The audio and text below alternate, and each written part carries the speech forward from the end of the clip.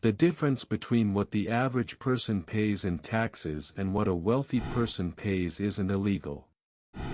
It's not even unethical. It's just knowledge.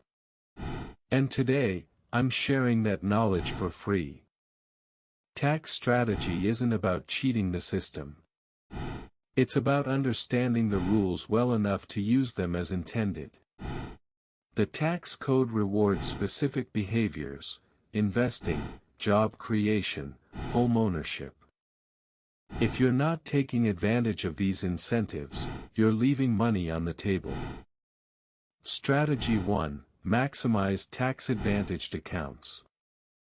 Before you invest a single dollar in a taxable brokerage, make sure you've maxed your 401k match, your IRA, and your HSA if eligible. These accounts save you 22 to 37 cents on every dollar depending on your bracket. That's an instant, guaranteed return you can't get anywhere else. Strategy 2: understand the difference between income types. Earned income is taxed the highest. Long-term capital gains are taxed the lowest. Every dollar you can shift from earned income to capital gains saves you 15 to 20%.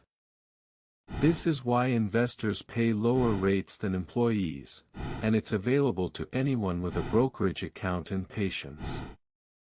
Strategy 3: think in tax years, not calendar years. The best tax moves happen in November and December, not April. Accelerate deductions into high-income years. Defer income into low-income years. Harvest losses to offset gains. These are the same strategies wealthy families use, they're just not advertised.